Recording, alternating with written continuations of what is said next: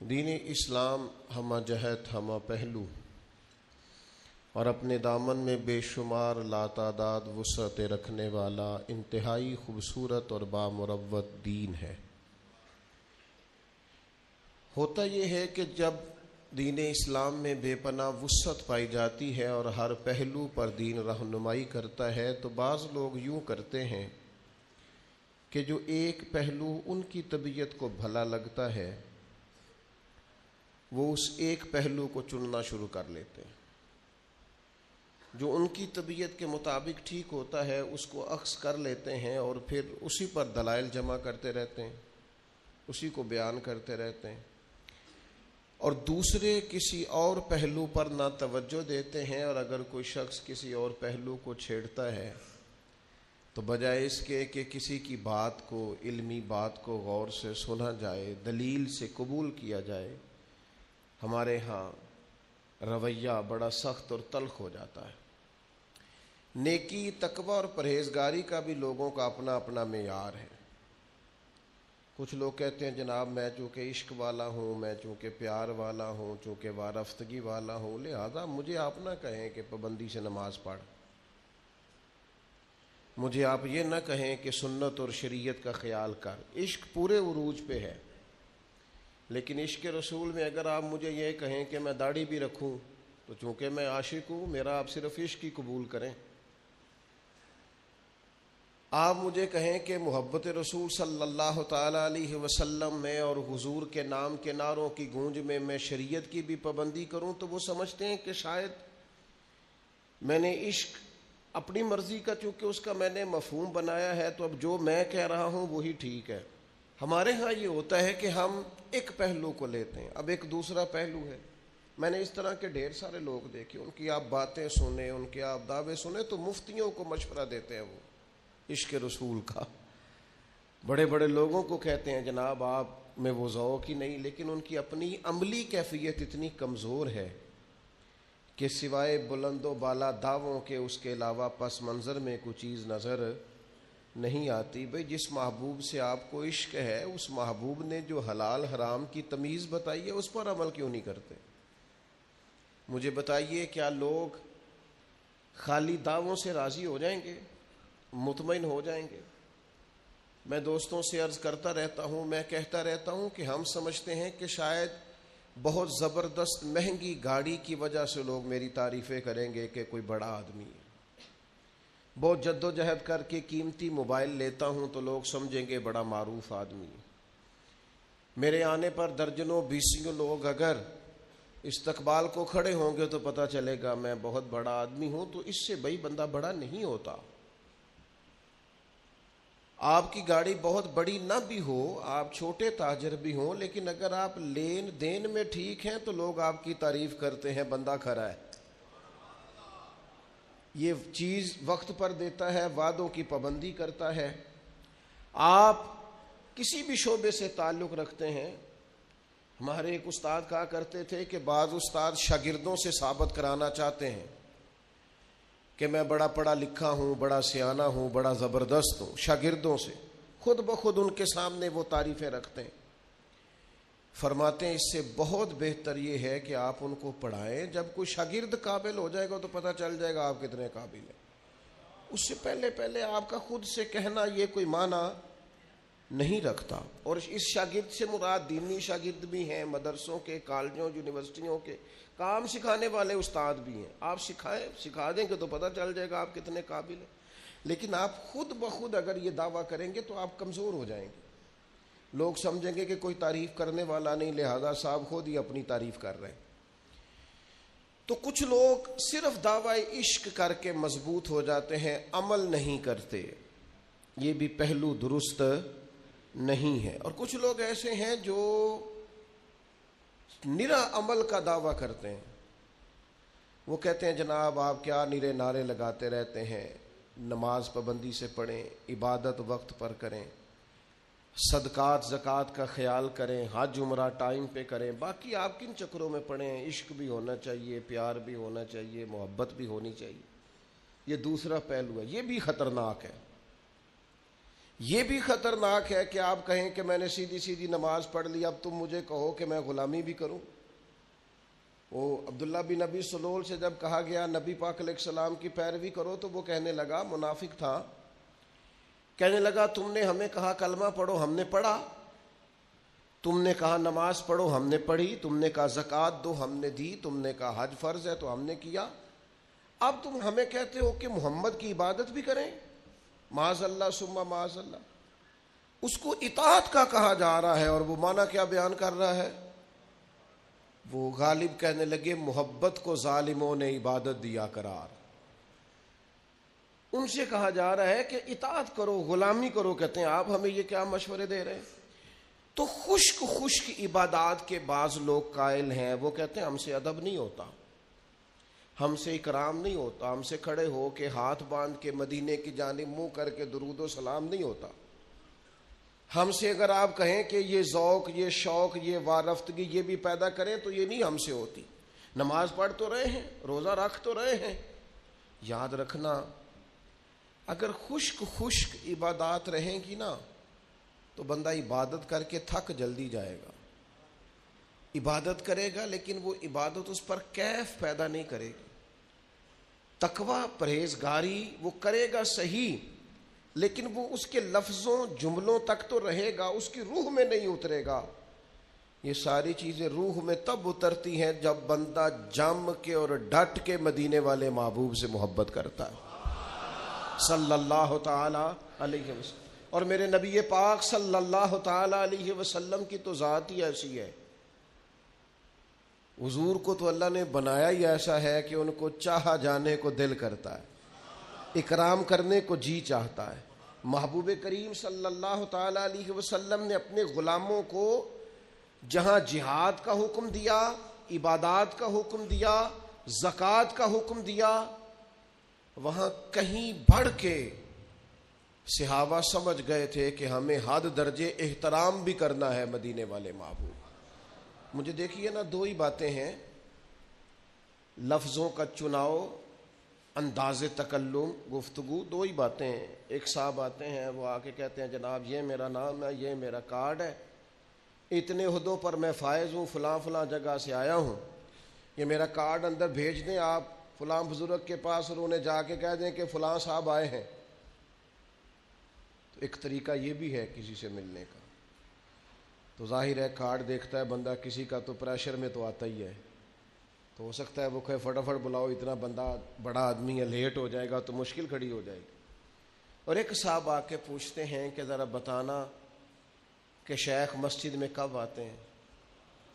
وہ جب تشریف لائیں گے میرا بھی دل کرتا ہے چند باتیں سن لوں، تھوڑی گفتگو کر لوں، کچھ اگر میسر ہو۔ اب اس طرح کا پیغام جب شیخ کے پاس جاتا ہے تو یقین کریں اس طرح کے لوگوں کو ڈھونڈنے کو دل کرتا ہے، دل کرتا ہے کہ ان کے پاس کچھ وقت بیٹھا جائے، کچھ خیر کی بات ہوگی، سننے سنانے کا، بات کرنے کا کوئی موقع میسر آئے۔ الفاظ، انداز، اس کے اندر اگر آپ نے ابا جی سے کہہ دیا کہ ابا جی کیا کھانا ہے، کوئی حکم ہے تو بتائیں، پریشانی کس بات کی ہے، پیسے چاہیے تو دے دیتا ہوں، یہ بھی ایک لہجہ ہے۔ اور ایک لہجہ یہ ہے کہ آپ اپنے والد کی طبیعت سمجھ جائیں، آپ اپنی والدہ کی رضا سمجھ جائیں۔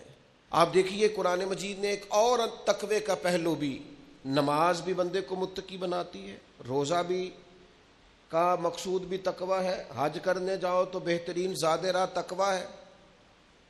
تمام عبادات سے تقوی کا حصول ہوتا ہے۔ ایک اور تقوی بھی قرآن نے بیان کیا، ان الذین یغضون اصواتہم عند رسول اللہ، فرمایا بے شک وہ لوگ جو اللہ کے رسول کی بارگاہ میں اپنی آوازوں کو پست رکھتے ہیں، ذرا دھیما بولتے ہیں، کریم کی بارگاہ میں ذرا سلیقے سے بولتے ہیں، ذرا آہستہ آہستہ، اے پائے نظر ہوش میں آ، یہ کوہ نبی ہے، آنکھوں سے بھی چلنا یہاں بے ادبی ہے۔ اور فاضل بریلوی کہنے لگے یہ ذرا انداز دیکھیے، کہنے لگے حرم کی زمین اور قدم رکھ کے چلنا، آخر آدمی نے پیروں سے چلنا ہوتا ہے نا، فرماتے حرم کی زمین اور قدم رکھ کے چلنا، ارے سر کا موقع ہے او جانے والے، تو حضور یہ تو آپ دوسروں کے لیے کہہ رہے ہیں، تو آپ کا معیار کیا تھا جب حرم گئے تھے حضور کی بارگاہ میں؟ تو فرمانے لگے پیش نظر ہے وہ نو بہار، میرا تو سجدے کو دل ہے بے قرار، روکیے سر کو روکیے یہی تو امتحان ہے۔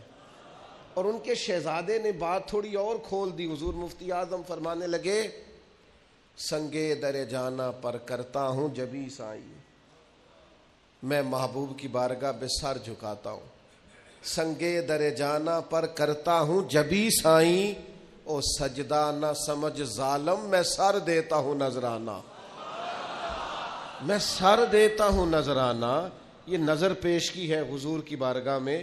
اور ہمارے ایک ضلع گجرانوالہ کے شاعر تھے، ان کا کلام بھی مجھے بڑا پسند ہے۔ وہ کہتے ہیں زائر کوے جنا آہستہ چل، او مکے مدینے آنے والے، میں کس درد سے بات کروں۔ وہ ایک بندہ پیچھے کھڑا کیا ہوا موبائل دے کے، میں تو چڑھنے لگا ہوں نا موبائلوں سے، ہر جگہ ہی موبائل، یار حد ہو گئی ہے۔ ہم نے کیا اس کو دین ایمان بنا لیا ہے؟ یعنی مکے مدینے میں حضور کی بارگاہ میں بھی موبائل۔ ایک صاحب مجھے فون کرتے ہیں، السلام علیکم، میں اس وقت بیٹھا ہوں لائیو کال کر رہا ہوں، سلام کر لیں۔ میں نے کہا آپ میرا سلام کہہ دیں اور ذرا سائڈ پہ ہو کے مجھ سے بات کیجئے گا۔ سائڈ پہ ہو کے اس نے بات کی۔ میں نے کہا یار تیرا کیا خیال ہے، نبی پاک موبائلوں کے محتاج ہیں سلام کے لیے؟ فاضل بریلوی فرماتے ہیں اللہ کی قسم واللہ وہ سن لیں گے اور فریاد کو پہنچیں گے ہم، بس اتنا تو ہو کوئی فریاد کرے دل سے۔ موبائلوں پہ سلام سناؤ گے حضور کو؟ یہ تمہارا خیال ہے کہ رہتے ہیں فقط مدینے میں، وہ تو رہتے ہیں اپنے عاشقوں کے سینے میں۔ اس لیے غیر معیاری گفتگو معیاری جگہوں پہ اچھی نہیں لگتی۔ بات کو سمجھیں۔ وہ کیا کہتے ہیں؟ کہتے ہیں او حضور کی بارگاہ کی زیارت کرنے والے، زائر کوے جنا آہستہ چل۔ بس اگر تجھے سمجھ آ جائے نا، وہ دیکھ آیا ہے کہاں، وہ تو دیکھ آیا ہے کہاں، یہ کبھی تجھے سمجھ آ جائے نا کہ تو اس وقت کھڑا کہاں ہے، جگہ کون سی ہے، مقام کون سا ہے، جس کی قسمیں اللہ نے قرآن مجید میں بیان فرمائی ہے۔ لا اقسم بہذا البلد وانت حل بہذا البلد والتین والزیتون وطور سینین وہذا البلد الامین۔ تجھے پتہ ہے تو کہاں کھڑا ہے؟ زائر کوے جنا آہستہ چل، او دیکھ تو آیا ہے کہاں، آہستہ چل، حاضری میں ہے ملک 70,000 قدسیوں کے درمیان، آہستہ چل۔ 70,000 فرشتوں کے بیچ حاضری ہے، ذرا ہولے ہولے چل۔ حاضری میں ہے ملک 70,000، ان قدسیوں کے درمیان آہستہ چل۔ فرمایا ان الذین یغضون اصواتهم عند رسول اللہ، بے شک وہ لوگ جو اپنی آوازیں رسول پاک کی بارگاہ میں پست رکھتے ہیں۔ یا اللہ یہ کون ہے؟ فرمایا اولئک الذین امتحن اللہ قلوبہم للتقوی، یہ وہ لوگ ہیں جن کے دلوں کو اللہ نے تقوی کے لیے پرکھ لیا ہے۔ کچھ تو ظاہری طور پر عبادات کے تک متقی ہوتے ہیں نا، فرمایا یہ جو میرے نبی کی تعظیم کرتے ہیں، آوازیں پست رکھتے ہیں، ان کے دل متقی پرہیزگار ہیں۔ متقی لوگ ہیں جو آوازیں پست رکھتے ہیں۔ اولئک الذین امتحن اللہ قلوبہم للتقوی، ان کے دلوں کو اللہ نے تقوی کے لیے چن لیا ہے۔ جسے دل کا تقوی چاہیے وہ حضور کی تعظیم کرے، جو چاہتا ہے باطن کا پرہیزگار ہو، روح کا نیک ہو، وہ بارگاہ محبوب کریم علیہ السلام کا بادب ہو۔ بہت بڑا انعام ہے کہ رب فرما رہا ہے ان کے دل تقوی کے لیے چن لیے، یہ بڑا انعام ہے۔ لیکن آگے فرمایا لہم مغفرہ، ان کے لیے بخشش ہے، وَأَجْرٌ عظیم، اور جب رب اجر عطا کرے گا تو پھر بھی اللہ بڑا ہی عظیم اجر عطا فرمائے گا۔ تقویٰ بھی بڑی نعمت ہے، پر دوسرے اجر کا اعلان کیا، فرمایا بخش دیے جائیں گی اگر کوئی خطائیں ہوئی ہیں ایسے لوگوں کی۔ لہم مغفرۃ واجر عظیم، اگر ان کے ذمے کچھ غلطیاں ہوں گی تو اللہ معاف کر دے گا، اور اس پر بھی اجر یہ ملے گا کہ اللہ تعالیٰ انہیں بہت اجر عظیم عطا فرمائے گا۔ اپنی مزاج کو نا جی ذوق والا کرنا. کچھ لوگ ہوتے ہیں جو ذوق والے نہیں ہوتے، کیف والے نہیں ہوتے، سرور والے نہیں ہوتے، تو بیچارے نا خشک خشک سے، ناراض سے، ہر بات میں الجھے سے، ذرا سی بات پہ خفا سے. ہم ہر وقت اپنے حقوق کی جنگ لڑ رہے ہیں. میرے ساتھ ٹھیک نہیں ہو رہا، میرے ساتھ انصاف ہونا چاہیے، مجھے قدر نہیں مل رہی، میری عزت نہیں ہو رہی، میرا اکرام نہیں ہو رہا، میرے ساتھ پیار نہیں ہو رہا، میرے اوپر شفقت نہیں ہو رہی. والدین نے بھی توجہ کم کی، استاد بھی سخت مل گئے. فلاں جگہ میں ارادت مند ہوا تھا، وہاں بھی میرے اوپر لوگوں نے اکرام نہیں کیا. آہستہ آہستہ مزاج میں سختی، خود بخود تلخی. بعض لوگوں کا لہجہ ذوق والا ہوتا ہے. وہ کسی درویش نے کہا تھا کہ ان کی ادائیں ایسی ہوتی ہیں کہ پیار آ جاتا ہے. ان کا انداز یہ، ذرا بخاری شریف دیکھیے نا. حضرت عبداللہ ابن عباس رضی اللہ تعالیٰ عنہ، یہ نبی کریم علیہ السلام کے چچا زاد ہیں. فرماتے ہیں میں نے ایک دن ارادہ کیا، اپنی خالہ حضرت میمونہ رضی اللہ تعالیٰ عنہ جو ام المومنین ہے، حضور کی اہلیہ ہیں، میں نے سوچا کہ جس رات سرکار ان کے گھر میں آرام فرما ہوں گے، میں رات وہاں گزاروں گا اور حضور کے ساتھ رات عبادت کروں گا. عمر کتنی ہے بھلا؟ 10 یا 12 سال. اے ویکھو نا، اے جے عشق لگا سی کھیڈاں کھیڈ دینو. یہ ہے جو پیر حیدر شاہ صاحب نے کہا تھا کہ عشق لگا سی. 10-12 سال میں ان کے گھر میں، کہتے ہیں میں رات چلا گیا، مجھے پتا چلا آج سرکار وہاں آرام فرما ہوں گے، اور میں نے رات وہاں قیام کیا. فرماتے ہیں رات کا کچھ حصہ گزرا تو محبوب اٹھے، اور حضور کی زبان پر لفظ یہ تھا کہ لوگ بھی سو گئے، ستارے بھی چھپ گئے، پر حی و قیوم رب بیدار ہے. محمد بوٹیا سارے ہی سو جاندے، اکو جاگدا پروردگار راتی. کہتے ہیں کہ محبوب پاک علیہ السلام یہ کہتے ہوئے اٹھے، اور سورہ آل عمران کی آخری آیات حضور کے لبہ مبارکہ پر تھیں. پھر نبی کریم علیہ السلام مشکیزے کی طرف بڑھے، حضور نے وضو کیا. فرماتے ہیں میں بھی وضو کر کے نا تو نبی پاک علیہ السلام کی بائیں جانب پیچھے ذرا کھڑا ہو گیا. اب جب 2 بندے جماعت کرانے والے ہوں تو فقہی مسئلہ یہ ہے کہ امام کے سیدھی جانب کھڑا ہو دوسرا آدمی سیدھی جانب. کہتے میں حضور کے پیچھے کھڑا ہو گیا. نبی کریم نے نا مجھے پکڑ کے دوران نماز ہی پکڑ کے حضور نے ادھر لا کے کھڑا کیا. حضور نے کھڑا کیا، جیسے ہی حضور نے مجھے چھوڑا میں پھر ادھر چلا گیا. کہتے دوسری دفعہ کریم نے پھر مجھے کھڑا کیا، میں پھر ادھر چلا گیا. تیسری دفعہ یہ دیکھو یہ نماز ہو رہی، نماز پڑھا کہ میں تیں ول ویکھا، مینوں کعبہ بھول گیا آئی تے بھول گئیاں نہیں سب سوم صلاتاں، اکو یار دا فکر پیا آئی. فرماتے حضور پکڑ کے یوں لاتے، میں پھر پیچھے. 3 دفعہ ایسا ہوا. قربان جائیں، نماز مکمل ہوئی تو حضور علیہ السلام نے فرمایا لڑکے جب میں تمہیں سیدھی جانب کھڑا کرتا تھا تو کیوں کھڑے نہیں ہوتے تھے؟ تو یہ 10-12 سال کی عمر میں وفا کا، درد کا، ادب کا، احترام کا، عشق کا معیار کتنا بلند ہے. عرض کرنے لگے یا رسول اللہ، میں اللہ کے رسول کے برابر کھڑا ہو جاؤں؟ یہ جہاد کر کے فتح یاب ہو کر نہیں آئے. انہوں نے آج آ کے یہ نہیں بتایا کہ حضور میں نے لاکھوں روپے اللہ کی راہ میں خرچ کیا. انہوں نے آج آ کے یہ نہیں کہا کہ حضور میں نے اتنی نماز جنازہ پڑھی، میں نے اتنے نیکی کے کام کیے، اتنی عبادات کی. انہوں نے احترام کیا اور احترام کا جذبہ ظاہر کیا. ایک روایت تو یوں ہے کہ فرماتے ہیں اللہ کے محبوب نے یہ بات سنی اور مجھے سینے سے لگا لیا.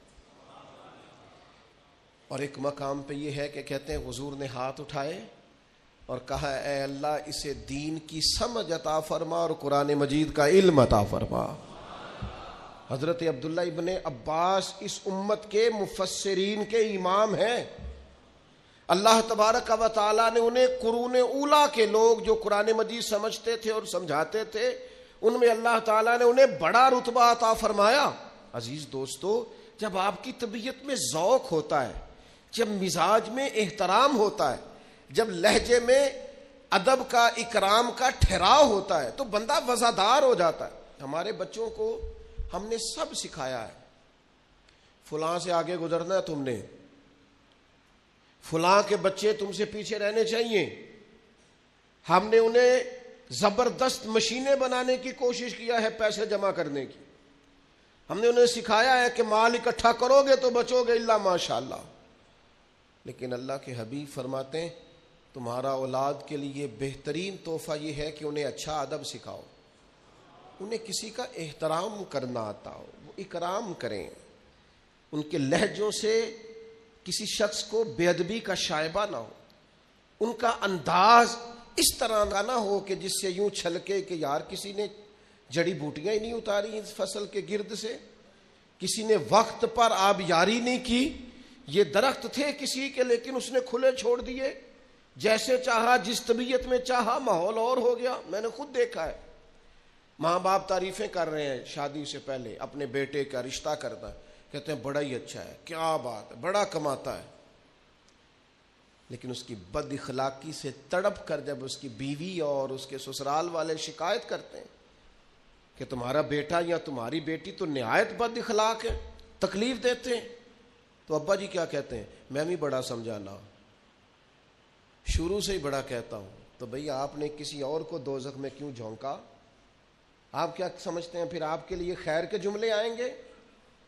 آپ نے تکلیف کے اندر کیوں ڈالا کسی اور کو جب اس کی بد اخلاقی, بد خلقی اور مزاج کا اکھڑ پن آپ کو گھر میں پتا تھا؟ آپ وہ ذوق ہی نہیں دے سکے, وہ تربیت ہی نہیں کر سکے. میں آپ سے عرض کروں گا, طالب علموں سے, طریقت کے سالکین سے, عام لوگوں سے عرض کروں گا, نیرے پیسے نہیں کمانے چاہیے, نیرے عہدے نہیں کمانے چاہیے, نیرے تعلقات نہیں بنانے چاہیے, زندگی میں دعائیں بھی لے لینی چاہیے, زندگی میں برکات بھی سمیٹ لینی چاہیے, کسی کی نظر شفقت میں بھی کبھی کبھی رہنا چاہیے. کچھ لوگ ایسے بھی ہوتے ہیں جن کا کوئی بڑا ہی نہیں ہوتا, ان کو کوئی اچھا آدمی ملا ہی نہیں ہوتا زندگی میں. ان کی طبیعت بتاتی ہے کہ وہ ہر وقت شکوہ کر رہے ہیں, چھوڑیں جی ساری دنیا دیکھ لی. یعنی ان کا خیال ہے کہ جس کائنات کو اللہ کہہ رہا ہے لقد خلقنا الانسان فی احسن تقویم, کہ میں نے بڑی اعلیٰ انسانیت بنائی, اور جس امت کو اللہ کہہ رہا ہے کنتم خیر امت اخرجت للناس, محبوب کی امت بہترین امت, انہیں اس پوری امت میں کوئی اچھا آدمی نہیں ملا, پوری انسانیت میں کوئی خوبصورت بندہ ہی نہیں ملا. دعوے دیکھو کتنے بڑے. کچھ تھوڑا سا نا طبیعت میں ذوق, کچھ لطف, کچھ دعائیں, کچھ کہیں کسی کی نظر میں رہنے کا شوق, کچھ کسی وقت آپ بغیر کسی سبب کے کسی بوڑھی اماں کو سڑک تو پار کرا کے دیکھیں. پیر صاحب کو لوگوں نے روز دعا کے لیے کہنا ہوتا ہے, تو بعض پیروں کی دعائیں رٹی ہوئی پکی روٹی کچی روٹی کی طرح ہوتی ہیں.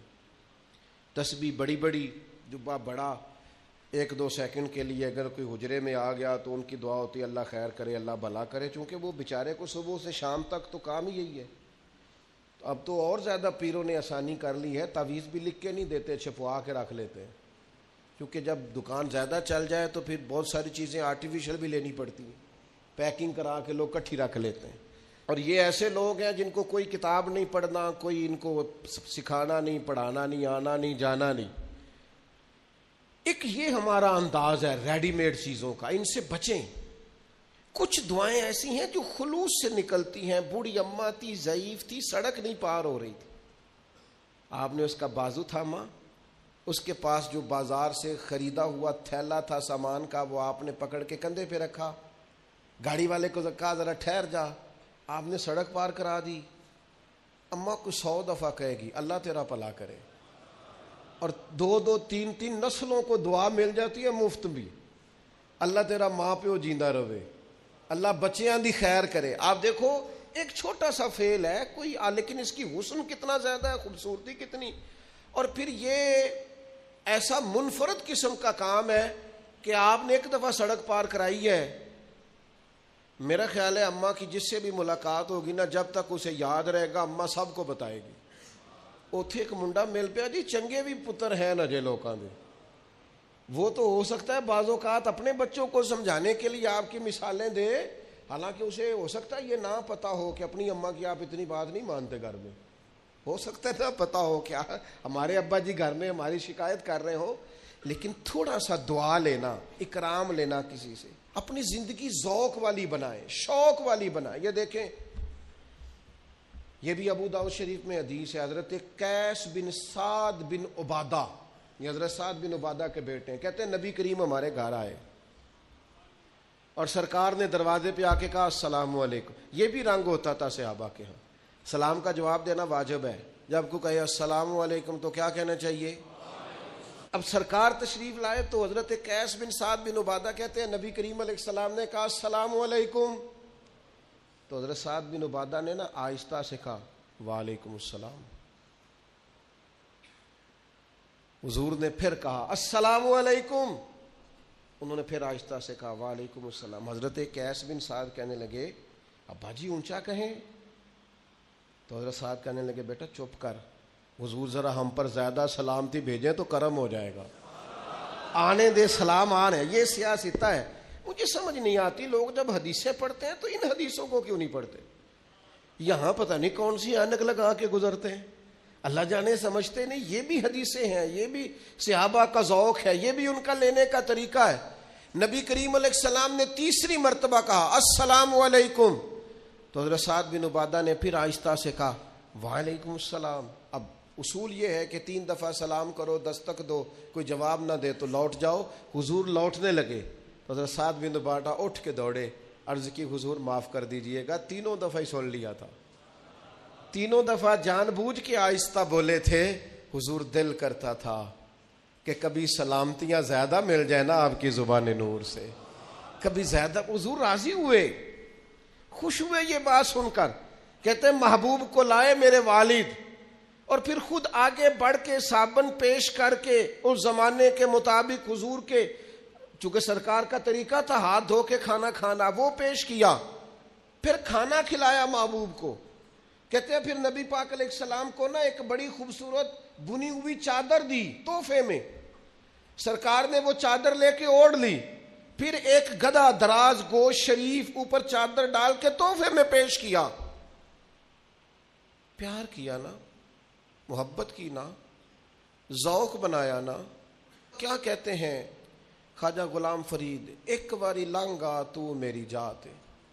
حضور کبھی ایک دفعہ نظر کرم تو فرمائے، کبھی آئے تو صحیح. حضور کریم آئے نا، ذوق پیش کیا نا، جو بن سکتا تھا خدمت کی. تو ان کا وہ بے لوث انداز اور وہ عقیدت کا وہ رنگ اور لہجے اور آنکھوں کے اندر وہ محبت کا خاص نقطہ عروج. کہتے ہیں کہا نہیں ہم نے، عرض نہیں کی، خود بخود حضور کے ہاتھ اٹھے اور محبوب نے دعا کیا دی، کہا اے اللہ سعد بن عبادہ کی اولاد کو برکت عطا فرما.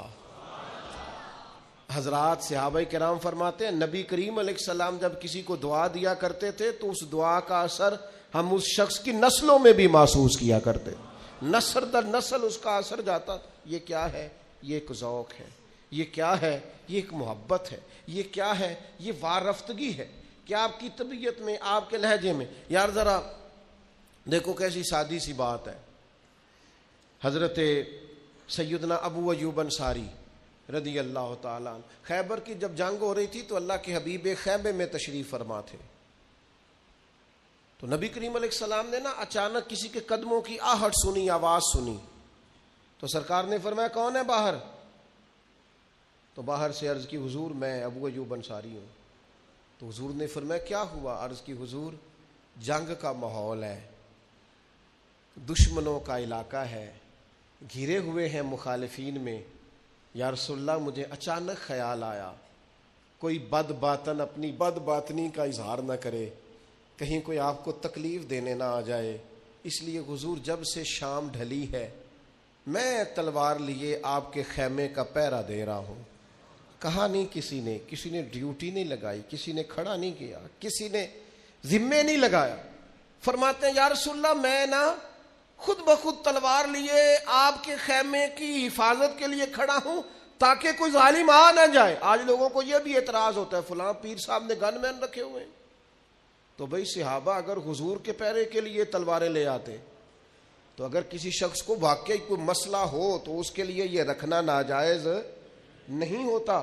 فرمایا میں نے سوچا کوئی تکلیف نہ دے دے، تکلیف نہ پہنچا دے۔ حضرت ابو ایوب انصاری سے حضور نے سوال کیا، انہوں نے جواب دیا، لیکن چونکہ اس میں ذوق بڑا تھا، ان کی نیت کے اندر، ان کے ارادے کے اندر خلوص بڑا تھا، تب حضور کیا فرماتے ہیں؟ نبی کریم علیہ الصلوۃ والسلام فرمانے لگے، اے اللہ تو بھی جناب ابو ایوب انصاری کی اسی طرح حفاظت فرما جس طرح رات بھر وہ میری حفاظت کرتے رہے۔ یہ دعا لے لی ہے، یہ انہوں نے دعا حاصل کر لی ہے، یہ انہوں نے رنگ ایسا بنایا ہے کہ قریب نے کرم کر کے دعا دے دی۔ ہم نا بڑے تیز ہیں، ہمیں لوگوں کو باتوں سے گھیرنے میں ذوق زیادہ آتا ہے، ہم لفظوں سے لوگوں کو قریب کرنا چاہتے ہیں، ہم سمجھتے ہیں ہمارے جملے بڑے رہ گئے، بڑے بڑے سیانے لوگ کچھ نہیں حاصل کر سکے۔ اقبال بول کے کہنے لگے، بجھی عشق کی آگ اندھیر ہے، یہ مسلمان نہیں، یہ خاک کا ڈھیر ہے۔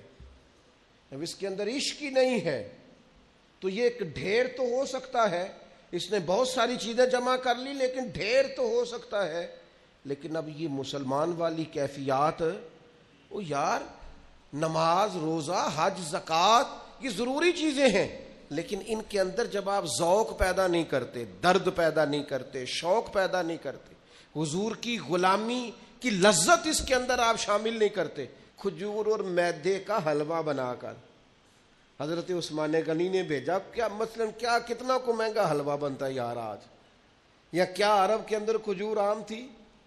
یہ ذرا انداز دیکھیے، کھجور اور میدے کا حلوہ بنا کر البدایہ والنہایہ نے لکھا ہے، حضرت عثمان غنی نے وہ حلوہ تیار کر کے نا تو پتہ کیا آج حضور کہاں تشریف فرمائے، تو ام المومنین حضرت ام سلمہ رضی اللہ تعالیٰ عنہ کے کاشانہ نور پر حضور کرم فرما تھے۔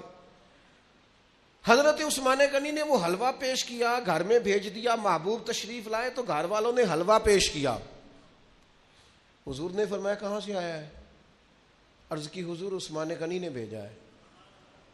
آپ ذرا یہ انداز دیکھیے اور جملوں کا چناؤ دیکھیے، ایک حلوہ ہی آیا ہے نا اور دیا حضور کو ہے، سرکار تناول فرما کے کہتے کہاں سے آیا؟ یا رسول اللہ عثمان غنی نے بھیجا ہے۔ تو حضور نے ہاتھ اٹھائے اور یہ دعا کا انداز دیکھیے، کہا اللہ عثمان تجھے راضی کرنا چاہتا ہے تو ہو جانا راضی عثمان غنی، حلوہ حضور کو بھیج رہے ہیں اور حضور فرما رہے ہیں اے اللہ عثمان تجھے راضی کرنا چاہتا ہے، حلوہ حضور بخدا خدا کا یہی ہے در۔ فاضل بریلوی کہتے ہیں بخدا خدا کا یہی ہے در، نہیں اور کوئی مفر مکر، جو وہاں سے ہو یہیں آ کے ہو، جو یہاں نہیں تو وہاں نہیں۔ فرمایا اللہ تجھے راضی کرنا چاہتا ہے تو ہو جانا عثمان سے راضی، تھوڑا سا نا اپنی زندگی کو، اور یار عید کے بغیر بھی کبھی کبھی ابا جی کو جوڑا لے دیا کرو، کچھ نہیں ہوتا، بغیر سبب کے بھی کبھی اماں کو کہہ دیا کرو کہ یہ تھوڑے پیسے ہیں، کوئی عرض نہیں، گھر والوں کو، اہلیہ کو، بچوں کو بغیر وجہ کے بھی کسی وقت محبت، کبھی کبھی دوستوں کو بغیر سبب کے۔ دیکھو نا شریعت اسلامیہ نے 2.5% زکوٰۃ فرض کی ہے، لیکن حضور فرماتے ہیں صدقہ دے کے دوزخ سے بچ جاؤ، چاہے کھجور کا ایک ٹکڑا ہی صدقہ کر لو۔ نفلی صدقات پر توجہ دی، نماز کے فرض 4 رکھے عصر کے، لیکن فرمایا جو عصر سے پہلے 4 رکھتے پڑے گا، اللہ کے رسول نے دعا دی اے اللہ اس بندے پہ رحمت فرما دینا۔ یہ جو آپ کا ذوق ہے، آج لوگ پتہ کیا کر رہے ہیں، میں بڑی غور سے، فکر سے، تدبر سے آپ کو کہہ رہا ہوں، خدا را میرا درد سمجھنا، لوگ ہم سے ہمارا ذوق چھیننا چاہتے ہیں۔ نبی پاک کی غلامی اور عشق کا جو ذائقہ سینہ بسینہ ہمارے بزرگوں نے ہمیں دیا ہے نا، وہ ذوق ہم سے، لوگ ہمیں کہتے ہیں سیدھی سیدھی نمازیں، روزے، حج، زکاتیں کرو اور بغیر دعاؤں کے نمازیں پڑھ کے دوڑ جاؤ، تمہیں کوئی ضرورت نہیں۔ پہلے کہتے تھے اولیاء اللہ اور انبیاء سے نہیں مانگنا، اب کہتے ہیں اللہ سے بھی نہ مانگو، نکل جاؤ نماز پڑھ۔ اس خشکی سے اپنے آپ کو بچانا، یہ آہستہ آہستہ جب طبیعتوں میں پیوست ہو جائے گی تو پھر یاد رکھنا عبادات کا ذوق لے جائے گی۔ میں نے قرآن مجید پڑھ کے عرض کیا ہے کہ اللہ فرماتے ہیں جو صرف آوازیں پست، ان الذین یغضون اصواتہم عند رسول اللہ، جو صرف میرے نبی کی بارگاہ میں آوازیں نیچی رکھے نا، اولئک الذین امتحن اللہ قلوبہم للتقوی، یہ تو دلوں کے پرہیزگار ہیں، ان کے دلوں کو پرکھ لیا ہے اللہ نے تقوی کے لیے. اگر دلوں کے پرہیزگار بننا ہے تو پھر زندگی تعظیم مصطفیٰ والی.